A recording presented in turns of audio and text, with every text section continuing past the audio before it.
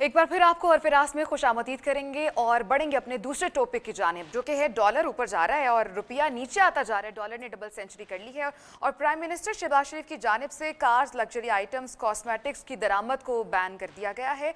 जबकि दूसरी जानिब दोहा में मुज़ाकरात भी जारी हैं IMF के साथ और अमेरिका ने इसका खैर मकदम किया है। और ये सब मुज़ाकरात तो जारी हैं और आज डॉलर फाइनली 200 तक पहुंच गए। शेख रशीद तो बड़े अरसे से कह रहे हैं कि 200 तक जाएगा। देखिए, मैंने पहले भी डिस्कस किया था कि इकोनॉमिक टर्माइल सिचुएशन की वजह से और इफेक्ट बहुत सारे डॉलर्स के बहुत ज़्यादा इफेक्ट होते हैं, लेकिन सबसे ज़्यादा ख़राबी जिस पे हम हमेशा बात करते हैं, अभी शायद सिद्दीकी साहब हमारे साथ है, बात करेंगे कि IMF जो है ये इसकी स्ट्रक्चरल एडजस्टमेंट प्रोग्राम जो है ये मुल्कों को तबाह कैसे करता है। यानी आप अंदाज़ा करें कि 16 मार्च 1965 को जब हम पहली दफ़ा गए अयूब खान के ज़माने में, तो हम सिर्फ 37 मिलियन डॉलर्स जो थे उसका हमारा IMF प्रोग्राम था।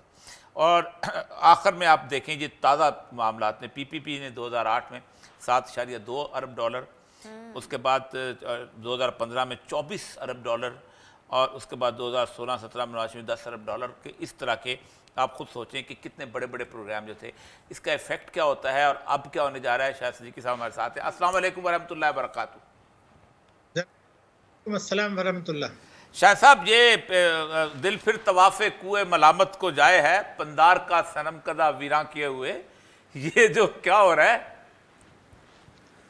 देखिए मोहतरम, मैं पहले आपको ये बताऊं कि भारत आखिरी मर्तबा गया था 1991 में IMF के प्रोग्राम में।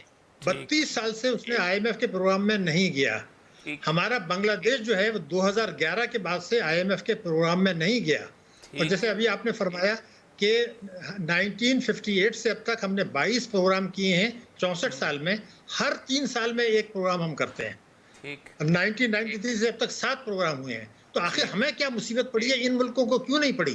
तो ये जो अमेरिका का मकसद है अब आजकल न्यू ग्रेड गेम के तहत पाकिस्तान को गैर मुस्तहकम करना, पाकिस्तान की मईशत को कमज़ोर रखना, पाकिस्तान की मईशत को अपना दस्ते नगर बनाना, पाकिस्तान को IMF के चुंगल में फंसाए रखना, पाकिस्तान के अवाम और पाकिस्तान की हुकूमत में एतमाद का संगीन बहरान पैदा करना, पाकिस्तान के जौहरी और पाकिस्तान के जो है मिज़ाइल प्रोग्राम को ख़तरात की जद में लाना, ये तमाम मकासद हैं। और हमारी हुकूमतें और हुक्मरान कॉन्शियसली और अनकॉन्शियसली उसमें मुआवनत करती रही हैं। इस बात के दस्तावेजी सबूत मौजूद हैं कि हमने कोशिश ही नहीं की कि हम उनके पास प्रोग्राम में जाने से बचें। अभी आपने बताया 2008 का वो एक फ्रेंड्स ऑफ पाकिस्तान का एग्रीमेंट हमने किया था, जिसके तहत दहशतगर्दी जंग में आपको पता है उनके दौर में 35 अरब डॉलर का नुकसान हुआ हमें, और इतना कभी नहीं हुआ पाकिस्तान, और कई सौ ड्रोन हमले हुए। तो ये उसी का तसल्जुल चल रहा है। अब वो ये चाहते हैं कि पाकिस्तान को दोबारा लंबी मुद्दत तक करें।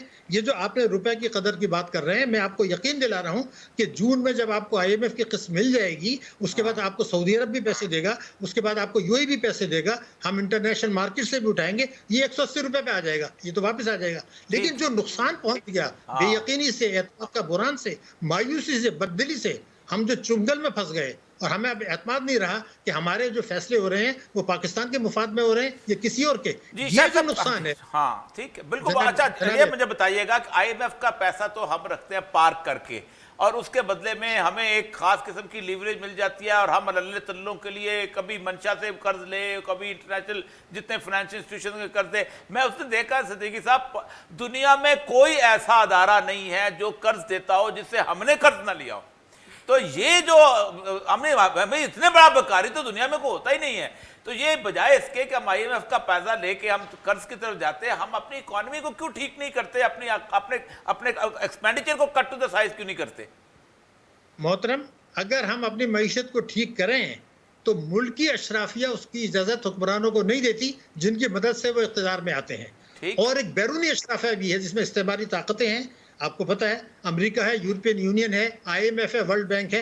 वो अब एक ऐसी पॉलिसी बनाते हैं कि इख्तिदार में आने के लिए हमें उनकी मदद चाहिए, मुल्की अशराफिया की भी चाहिए, बैरूनी अशराफिया की भी चाहिए। ये माफिया है एक तौर पर।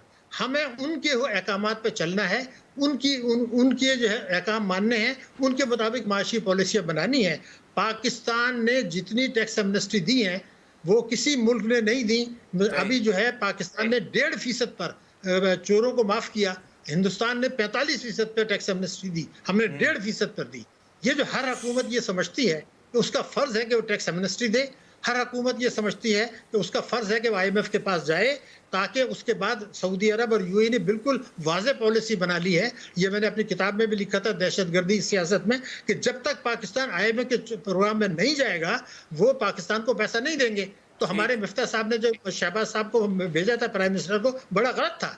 वो जब तक आप IMF के प्रोग्राम में नहीं जाएंगे तो वो पैसे नहीं देंगे, वही हुआ। अब आपको फंसाया ज्यादा है और हम फंसना चाह रहे हैं, ये एक पूरा खेल है। अच्छा हम अच्छा मामला- साहब, ये जो लैटिन अमेरिका के मुल्क हैं जिनको उन्होंने खास तौर पे उसको अपना स्क्वीज किया हुआ था इसी चक्कर के अंदर, जिनमें एक्वाडोर था, जिसमें ब्राजील था, जिसमें चिली, ये सारे मुल्क थे। आप देखें एक्वाडोर में राफेल कोरिया जिस वक्त आया है तो उसने वो जो पॉलिसी शुरू की है इलिजिटिमेट डेट की, और उसके बाद उसने डेट ऑडिट किया, और फिर उसके बाद आप मुझे बताइए, इतने इतने मुल्क हैं, ना एटॉमिक पावर्स हैं, ना उनके अंदर कोई और मामला है, उसके बाद भी अकड़ के खड़े हो गए, कान से पकड़ के IMF को बाहर निकाल दिया। आज वो इज्जत से जिंदगी गुजार रहे हैं। हमारा मामला जो है, शाह साहब आप जाहिर बात है इतने बड़े नाकद रहे हैं, ये 1 महीने में टर्मोइल जानबूझ के क्रिएट किया गया था कि हम IMF में और ज्यादा तरीके से घुटने में झुक जाए उसके आगे। मैं इस बात के दस्तावेजी शवाहिद पेश कर सकता हूं कि 28 फरवरी 2022 को एक फैसला किया गया था। अच्छा। जिसके तहत रुपए की कदर को तेजी से गिराया गया। वो कोई 21 रुपया डॉलर गिरा।